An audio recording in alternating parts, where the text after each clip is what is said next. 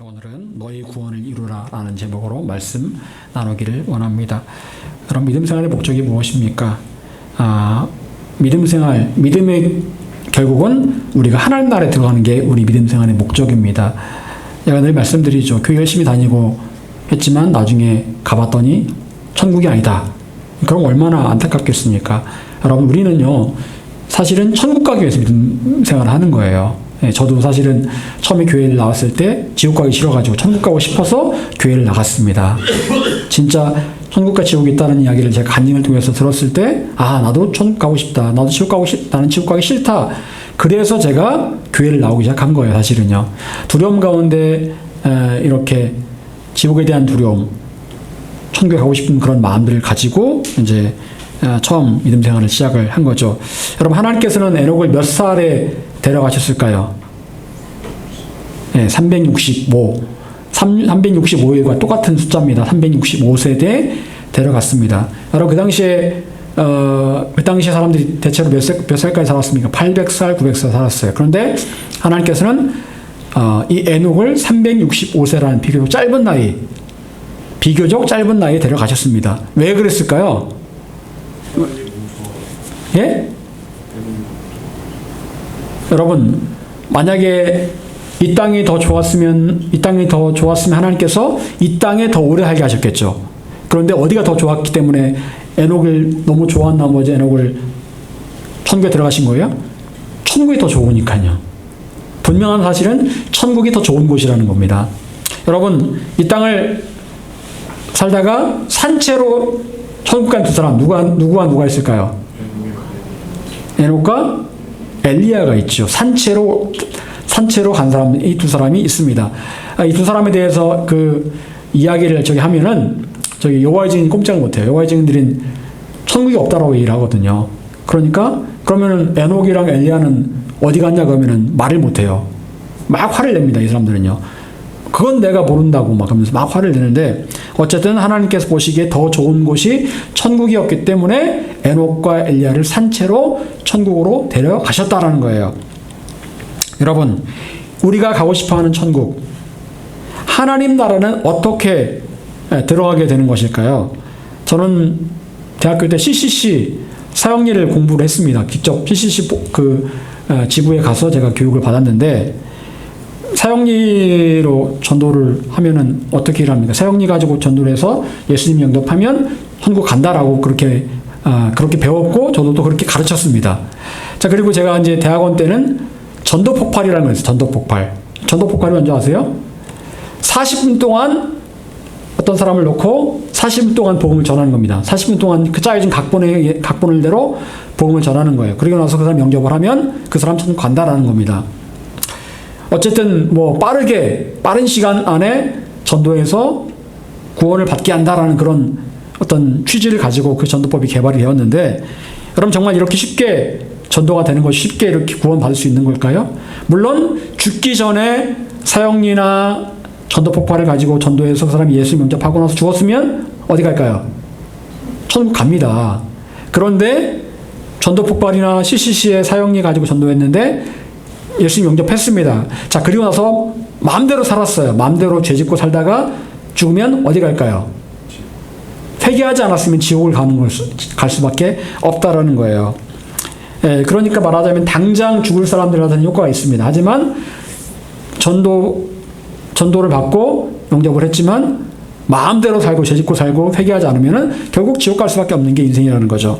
여러분, 오늘 본문 가운데서 바울 사도는 이렇게 말을 하고 있습니다. 항상 복종하여 두렵고 떨림으로 너희 구원을 이루라. 제가 이전에 이 말씀을 가지고 설교를 한 적이 있죠. 항상 복종하여 두렵고 떨림으로 너희 구원을 이루라. 자, 여기 보니까 나의 구원은 이루어가는 것이다. 이미 이루어진 것도 아니고 이루어가는 것이다 라고 말씀을 하고 있다는 겁니다. 현재 진행형이라는 거예요. 구원은 이루어지고 있다라고 말씀을 하고 있다라는 거죠. 자, 말하자면 구원의 길을 가다가 중간에 떨어질 수도 있다, 이걸 말씀을 하고 있다라는 거죠. 여러분, 그래서 우리는 영적으로 긴장을 하고 있어야 됩니다. 이 구원이 완성될 수도 있고 완성되지 못할 수도 있겠구나라고 늘 긴장을 하고 있어야 된다는 거죠. 자, 고린도전서 9장 27절에서 바울은 이렇게 고백을 하고 있습니다. 내가 내 몸을 쳐 복종하게 함은 내가 남에게 전파한 후에 자신이 도리어 버림을 당할까 두려워함이로다. 여러분, 사도 바울에게는 걱정이 있었습니다. 무슨 걱정이었을까요? 내가 복음 전해서 다른 사람들이 구원받겠지만 내가 그 구원의 길에서 떨어질 수도 있다라는 거야. 자, 내가 전도해서 그 사람이 구원받았지만 나 자신은 구원의 길을 가다가 떨어질 수도 있다라는 겁니다. 그런 걱정을 늘 하고 있었다라는 거죠. 여러분, 얼마나 안타깝습니까? 내가 전도해서 예수 믿게 했지만 정작 나는 구원받지 못했다. 얼마나 안타까운 일이 되겠습니까? 여러분, 그래서 우리는 끝까지 긴장의 끈을 놓지 않고 우리의 구원을 완성해 갈 수 있어야 된다라는 거죠.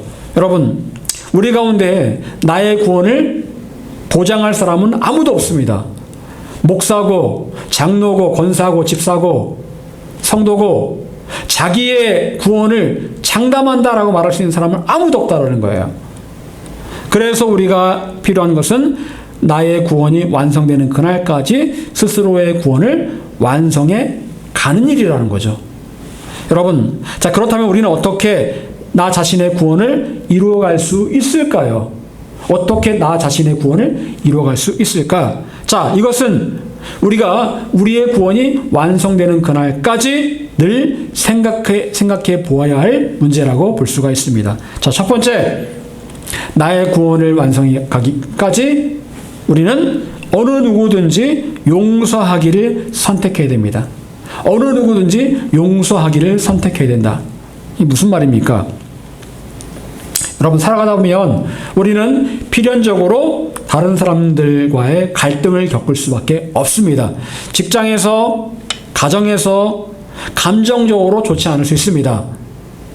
나의 남편과 싸우고, 아내와 싸우고, 직장 동료와 싸우고, 그럴 수밖에 없다라는 거지. 그러다 보면 어떤 마음이 듭니까? 미워하는 마음이 듭니다. 죽이고 싶은 마음, 미워하는 마음이 들 수밖에 없는 게 현실입니다. 그리고 그 사람이 나에게 용서를 구하지 않으면 절대로 용서하지 않으리라 라는 그런 마음을 품기도 합니다. 여러분, 특히나 이 며느리와 시어머니와의 관계가 더 이제 그렇죠. 그래서 뭐 소위 말하는 시자만 들어가도 싫다는 그런 말이 있는데, 시누이, 시어머니, 시동생 다 싫다. 그렇게 말하는 사람도 있을 정도로 굉장히 시댁과의 관계가 좋지 않은 사람들 분명히 있습니다. 뭔가 이렇게 앙금이 쌓여 있다라는 거죠. 겉으로는 웃는 척하지만 속으로는 정말 분노가 쌓이고 미운 감정이 들 때가 분명히 있다라는 거죠. 여러분, 요즘 들어서 황혼이혼이 많이 늘어난다고 합니다. 황혼이혼. 무슨 이야기입니까? 젊었을 때는 그럭저럭 살아갑니다. 왜? 자녀들 때문에. 그럭저럭 살아가다가 나이가 들어서는 더 이상 못 참겠다 이거예요. 그동안에는 내가 참고 살았는데, 애들 때문에 참고 살았는데 이제는 못 참겠다. 그래서 우리 이혼하자. 그래서 늙은 나이에 이혼하는 경우가 종종 있다고 합니다. 마음에 남편에 대한, 아내에 대한 미운 감정을 쌓아놓고 있다가 어느 순간인가 폭발해버리고 결국에는 그 감정대로 그냥 이혼을 해버린다라는 거예요. 저번에 한 연예인이 나왔는데 그런 이야기를 하더라고요. 자기 아버지가 죽었는데 아버지가 죽고 나니까 눈물이 나오는 게 아니고 뭔가 이렇게 속에서 꽉 막혔던 것들이 뻥 뚫리는 느낌이 나더라는 거예요. 아버지가 죽었는데. 왜 그런가 봤더만 아버지가 젊었을 때 그렇게 술을 마시면 엄마랑 자기를 때렸다는 거예요. 그래서 아버지가 공포의 대상이었답니다. 그러다가 아버지가 돌아가시니까 마음이 후련해지면서 뭔가 이렇게 좀 마음이 해결되지 못했던 그런 문제들이 해결된 것 같은 느낌? 그런 느낌이 들더라는 거예요. 여러분, 우리에게는 나도 모르는 사이에 이렇게 용서하지 못하는 마음이 생겨나고 미움의 쓴뿌리가 뿌리박힐 수밖에 없다라는 거죠. 여러분, 그런데 이렇게 용서하지 못하는 문제가 그냥 그것으로 끝나는 것일까요? 누군가를 미워하고 용서하지 못하는 마음이 왜 문제가 됩니까? 마태복음 6장 14절 15절 보니까 예수님께서 이렇게 말씀하십니다. 너희가 사람의 잘못을 용서하면 너희 하늘 아버지께서도 너희 잘못을 용서하시려니와 너희가 사람의 잘못을 용서하지 아니하면 너희 아버지께서도 너희 잘못을 용서하지 아니하시리라. 무슨 이야기예요? 네가 너에게 잘못한 사람을 용서하면 내가 너를 용서해 주겠다. 하지만 네가 용서하지 않는 한 나는 절대로 너의 죄를 용서하지 않겠다. 그 말은 내가 용서하지 않으면 어떻게 된다는 거예요? 그 죄가 남아있고 죄 때문에 지옥 간다라는 거예요. 하나님께 용서받아야 천국 갈 수 있는 거잖아요. 구원을 얻을 수 있는 거잖아요. 그런데 내가 용서하지 않으면 하나님께서도 나의 죄를 용서하지 않겠다. 즉 네가 죄가 남아있기 때문에 너는 지옥 갈 수밖에 없다라고 말씀을 분명히 하고 있는 겁니다. 살다 보면 때로 용서하기 싫은 사람이 있습니다. 죽이고 싶은 사람이 있어요. 저도 그랬으니까요. 저도 예전에 교회 사역을 하는데 어떤 안수 집사님이 저한테 굉장히 심한 욕을 했던 적이 있습니다. 전도사 때.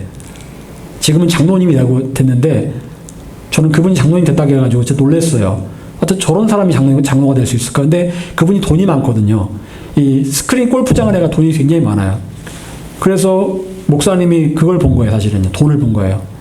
장로를 시켰어요. 장로감이 아닌데 장로를 시켜준 거예요.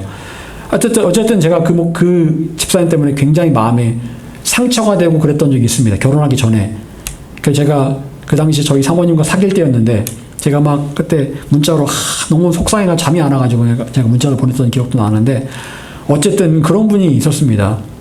근데 지금 물론 그분을 용서했습니다. 용서했는데 여러분 그 이번에 그 단일 기도회 때도 그 손경민 목사님 간증 들으셨죠?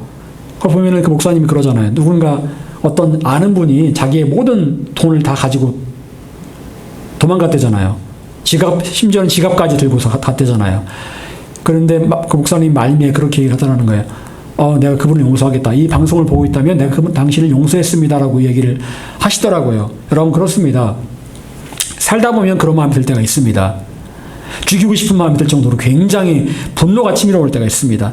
그런데 그 사람이 누구든 그 사람이 어떤 잘못을 했든 하나님께서 우리에게 요구하신 것은 무엇입니까? 용서하라는 거예요. 어떻게? 무조건 용서해라. 조건 없이 용서하라라는 겁니다. 그것이 네가 살 길이다. 너의 구원을 위해서 네가 그렇게 용서해야 된다라고 말씀하고 있다라는 거죠. 용서한다라는 말은요, 내버려둔다, 그냥 가게 하다라는 말입니다. 그 사람이 어떤 길을 가고자 합니다. 내가 충분히 그 사람 길을 앞길을 막을 수 있어요. 나에게 그런 권리가 있고 힘도 있습니다. 하지만 내버려두는 거예요. 그냥 가도록 내버려두는 겁니다. 권리를 포기하는 겁니다. 그게 용서예요. 내가 그 사람이 하는 것들을 방해하고 못 가게 할 수 있지만 그냥 내버려 두는 겁니다. 그게 용서예요. 마음으로, 행동으로 그렇게 할 수 있는 것이 바로 용서입니다. 여러분, 그래서 참 힘들죠. 크리스찬으로 살아간다는 게 참 힘듭니다. 무조건 용서하라는 것 너무 힘든 일이에요. 하지만 우리가 그들을 용서해야 될 분명한 이유가 있습니다. 이유는 바로 내가 하나님께 용서받기 위한 근거예요. 근거. 하나님, 저도 용서했습니다. 하나님, 그러니까 저의 죄를 용서해 주세요. 라고 그렇게 기도할 수 있다라는 거예요. 하나님, 저도 용서했습니다. 제가 저번에 말씀드린 적이 있죠. 저희 어머니가 암투병 하실 때 제가 맨 먼저 그 기도를 어머니께 하라고 좀 말씀을 드렸습니다. 이제 시동생이죠. 시동생. 저희 작은아버지. 작은아버지가 굉장히 저희 어머니를 괴롭혔습니다. 옛날에 저희 작은아버지가 고등학교 다닐 때 도시락 다 매일매일 도시락 싸주고 그렇게 사실은 뭐 키웠다 하기는 좀 그렇지만 어쨌든 뒷바라지를 많이 했어요. 그랬는데 이렇게 좀 힘이 좀 생기고 나니까 돈이 좀 생기고 나니까 어머니를 막 무시하는 거예요. 어머니한테 막 뭐라 하는 겁니다. 왜 시어머니 똑바로 못 모시냐고 이렇게 무시를 하고 그러는 거예요. 작은아버지가. 제가 없는 동안에 또 심한 소리를 또 들으셨대요. 그래서 저희 어머니가 굉장히 그 시동생에 대한, 작은아버지에 대한 분노가 쌓이고 있었습니다. 그러다가 암에 발병을 한 거예요. 유방암 발병을 한 겁니다. 제가 그래서 그랬습니다. 어머니한테. 어머니, 용서하세요. 작은아버지 용서하세요. 저도 물론 작은아버지가 미웠습니다. 하지만 저는 미운 마음이 있었지만 그거를 이미 저는 해결을 했거든요. 그런데 어머니 마음에 그 마음이 있는 것 같아서 제가 그랬습니다. 어머니 용서하세요. 그래서 어머니가 그때 울면서 기도하면서 그분을 용서했습니다. 그리고 전화를 했어요. 전화해가지고 어머니가 잘못한 것도 없는데 어머니 그랬어요. 내가 혹시라도 잘못한 게 있으면 용서해달라고, 미안하다고, 그렇게 어머니가 먼저 용서를 구하시더라고요. 어머니 용서할 게 없는데 사실은. 작은아버지는 뭐 예수 안 믿는 분이니까 그냥 뭐 그러고 말았는데 어쨌든 마음에서 그분을 용서했습니다. 그리고 나서 그 어머니가 나중에 이제 하늘나라로 가셨는데, 어쨌든 여러분 그렇습니다. 우리가 누군가를 용서해야 될 이유, 바로 나의 구원을 위해서. 진정한 용기는 무엇입니까? 용서할 수 없는 사람을 용서하는 것, 그것이 바로 진정한 용기입니다. 그 용기가 우리에게 필요하다라는 거예요. 고린도후서 2장 10절은 이렇게 말씀하고 있습니다. 너희가 무슨 일이든지 누구를 용서하면 나도 그리하고, 내가 만일 용서한 일이 있으면 용서한 그것은 너희를 위하여 그리스도 앞에서 한 것이니라. 무슨 말이에요? 우리가 누구를 봐서라도, 예수님을 봐서라도 용서하라는 거예요. 그리스도 앞에서 용서해라. 그래, 너의 인간적인 마음으로 용서하고 싶지 않지. 하지만 그리스도 앞에서 용서해라. 예수님 때문에 네가 용서할 수 있어야 된다라고 말씀하고 있다라는 거예요. 예수님 보면 용서할 수 있다라는 거예요. 왜? 나도 예수님께 용서받은 사람이기 때문에 이제 나도 예수님처럼 용서할 수 있어야 된다라고 그렇게 말씀하고 있다라는 거죠. 여러분, 여러분의 영혼이 살기 위해서 우리는 용서해야 됩니다. 여러분의 구원을 위해서 용서해야 돼요. 예수님께서 말씀하실 겁니다. 나를 봐서라도 용서하라. 용서해다오. 나를 봐서라도 그 사람을 용서해다오. 그렇게 말씀하실 거예요. 여러분, 이게 진짜 크리스찬입니다. 여러분 자신의 영혼을 위해서, 구원을 위해서 용서하지 못할 사람은 없습니다. 한 번만 용서하면 돼요. 그러면 여러분의 구원이 보장될 수 있다는 거죠. 여러분에게 잘못한 사람이 있다 할지라도, 그 사람이 복수할 모든 권리를 내가 가지고 있다 할지라도 권리를 포기하세요. 그냥 내버려 두세요. 이렇게 용서할 때 여러분은 자신의 구원을 지켜갈 수 있을 것입니다. 두 번째로, 하나님 뜻에 항상 순종하기를 힘써야 됩니다. 나의 구원을 이루기까지 하나님 뜻에 항상 순종하기를 힘써야 된다. 순종과 구원이 어떤 관계가 있느냐?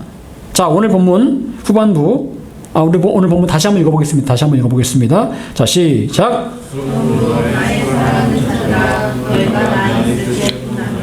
더욱 지금 나 없을 때에도 항상 복종하여 두렵고 떨림으로 너희 구원을 이루라. 자, 복종, 누구한테 복종하라는 겁니까? 누구한테 항상 복종하라는 거예요? 하나님께 복종하라는 겁니다. 하나님께 항상 복종해서 그 다음에 어떻게 하라고요? 떨림으로 너희 구원을 이루라. 너희의 구원을 어떻게 이루어간다? 하나님께 항상 복종함으로 우리의 구원, 너희의 구원을 이루어갈 수 있다라고 권면하고 있는 거죠. 여러분, 하나님의 뜻을 알고 있습니까? 여러분을 향한 하나님 뜻을 여러분 알고 계십니까? 많은 경우 우리는 하나님 뜻을 모를 수도 있고 알 수도 있습니다. 말씀에는 하나님 뜻이 분명히 나와 있어요. 항상 기뻐하라, 쉬지 말고 기도하라, 범사에 감사하라. 이건 뭐예요?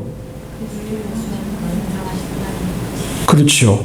자, 항상 기뻐하는 것, 쉬지 않고 기도하는 것, 범사에 감사하는 것은 하나님 뜻입니다. 분명히 알아요. 그러면 이 말씀에 우리가 어떻게 될까요? 복종하고 순종해야 되는 거예요.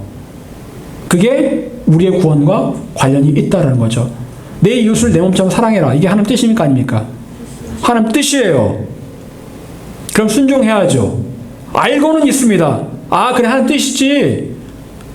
이웃을 내 몸처럼 사랑하라? 좋은 말씀이야. 항상 기뻐하라? 범사에 감사하라? 좋은 말씀이지. 그런데 나랑은 상관없어 라고 한다면 그 사람의 구원과 하나님 말씀과는 아무 상관이 없다라는 거예요. 여러분, 뜻을 알고 있다면 항상 복종해야 되는 거죠. 그리고 기도 가운데 하나님께 말씀하신 게 있다면 또 하나님께 복종할 수 있어야 되는 것입니다. 여러분, 그런데 왜 우리는 하나님 뜻에 순종하지 못하는 것일까요? 복종하지 못하는 것일까요? 이유가 뭘까요? 여러분, 항상 하나님의 뜻에 복종하는 거 아니잖아요. 순종하는 거 아니잖아요. 왜 그렇습니까? 예? 욕심 때문에. 왜 그럴까요? 왜 하고 싶은데 안 될까요? 왜 마음으로는 원이로되 육신이 약해서 못하는 걸까요? 그래서 그런 겁니까? 이유가 뭐예요? 여러분, 히브리서 5장 8절에 이렇게 말씀하고 있습니다. 그가 아들이시면서도 받으신 고난으로 순종함을 배워서. 그는 누구예요? 예수님께서 하나님의 아들이시면서도 받으신 고난으로 순종을 배웠다. 여러분, 순종과 무엇과 관련이 있는 겁니까? 고난과 관련이 있다. 고난은 다른 말로 바꾸면 훈련이에요. 훈련. 하나님 훈련입니다. 자, 순종을 어떻게 배운다고요? 고난을 통해서 배운다. 훈련을 통해서 배운다라는 거죠. 여러분, 예수님께서는 고난을 통해서 순종을 배우셨습니다. 원래부터 순종하기 위해서 처음부터 태어난 분이 아니라 고난을 통해서 순종을 배우신 거예요. 그래서 30살 될 때까지 고난을 통해 순종을 배우신 거예요. 우리가 그 자세한 내막은 알지 못하죠. 30살 때까지 예수님께서 어떤 고난을 받으셨냐면 우리 자세히 알지 못해요. 하지만 그런 고난을 통해서 예수님께서 분명한 것은 순종을 배우셨다. 여러분, 훈련소에 가면은 우리 영준이 앞으로 훈련소 갈 텐데, 군대 갈 텐데, 훈련소를 가게 되면 입소대라는 데를 가면 입소대. 한 거기서 2박 3일, 3박 4일 이렇게 있는데 그동안에 이렇게 가면 애들이 다 어리버리해요. 어리버리해가 등치는 좋은데 일단은 말이 했어요? 이렇게 나와요. 군대는 단아까잖아. 단아까. 했습니까? 이런 단아까인데 말이 일단 그렇게 안 돼. 그리고 좌양자 하면은 지금 어디로 가야 될지를 몰라가지고 좌양자가 뭔지 우양우가 뭔지 뒤로 돌아가 뭔지 잘 몰라요. 그래서 훈련소에 들어가서 5주간 훈련을 받습니다. 5주간 훈련을 받는데 제 경험상으로 볼 때는 2주간은 아주 죽습니다. 2주간은. 처음에 2주간은. 수시로 밤중에도 수시로 조교가 와가지고 막 관물대를 더 뒤집어 엎고 나서 다시 정리하라고 그러고 밥도 제대로 한 1분 안에 먹으라고 그러고 막 그래가지고 굉장히 힘들거든요. 한 2주간은 그래요. 2주 지나고 나면 그때부터 좀 풀어줍니다. 그 2주간의 기간에 뭐가 되냐? 군기가 들어요. 군기가. 그래가지고 말이 이제 요가 다 빠지고 단아까가 나오는 거예요. 단아까가 나오고 좌양자 우양우에 2주간의 긴장을 굉장히 많이 하거든요. 그러니까 이제 그때 소위 말해 싸제물이 빠지면서 약간 군인다운 어떤 그런 게 조금 보이기 시작합니다. 그러면 2주가 지나면서 이 조교들이 약간 좀 느슨하게 좀 풀어줍니다. 그때부터는요. 여러분, 그 민간인들이 어떻게 그걸 할 수 있겠습니까? 처음에는 와서는. 그런데 하다 보면 총도 쏠 수 있고 그리고 체력도 좋아지고 할 수 있는 거예요. 6시에도 일어나고 되는 겁니다. 평소엔 10시에 일어나지만 가면 되는 거예요. 10시에 잠을 안 자는데 그냥 자면 또 돼요. 또 이게 훈련을 통해서 가능하다라는 거죠. 훈련. 그들에게는 고난입니다. 이게. 왜? 한 번도 그런 경험을 안 해봤기 때문에 고난이에요. 저는 군대 들어가서 이제 그 다음날 이렇게 중간에 그 중간에 제가 이제 잠에 딱 깼는데 현실이 아닌 줄 알았어요. 아, 내가 지금 집에 누워 있는 거구나. 근데 일어나 보니까 옆에 낯선 아이들이 딱 자고 있더라고요. 자고 있고 그래서 이게 현실이네. 그래서 굉장히 당황했는데 아마 영준이 나중에 군대 가면 그런 경험하게 될 거예요. 좋은 경험입니다. 어쨌거나 그런 일들을 통해서만이 이렇게 고난을 통해서만이 진짜 군인으로 준비가 된다라는 거죠. 여러분, 이와 같이 고난은 우리에게 순종을 훈련시킵니다. 자, 그 다음부터는 이 훈련받은 이 군인들이 명령에 의해서 순종하게 된다라는 거예요. 그렇습니다. 하나님께 따라 우리에게 고난을 주십니다. 그리고 우리는 그 당시에 내가 왜 이런 고난을 당해야 될까라고 생각을 합니다. 하지만 그 고난을 잘 이겨내면 순종을 배우게 된다라는 거예요. 나도 모르게 자동적으로 하나님 말씀에 순종하게 되더라는 거예요. 여러분, 하나님께서는 여러분을 고난 가운데 두시기도 하고 또 고난 가운데 여러분의 기도에 응답하시지 않을 때도 분명히 있습니다. 하지만 이런 고난은 하나님께서 여러분을 사랑하시기 때문에 순종을 가르치시기 위해서 주신 고난인 줄 믿으시기를 바랍니다. 여러분이 하나님께 철저하게 순종함으로 하나님께서 여러분을 더 귀하게 사용하시기 위해서 이런 고난을 주신다라는 거죠. 여러분, 결국 고난은 여러분을 하나님께서 순종의 사람으로 만들어 가시기 위한 과정인 줄 믿으시기를 바랍니다. 사랑하는 여러분, 하나님께서 순종하고 복종하는 것이 여러분 자신의 구원을 이루어가는 과정입니다. 우리는 구원이 완성되어 하나님 나라에 이르는 그날까지 순종하는 삶을 살아야만 합니다.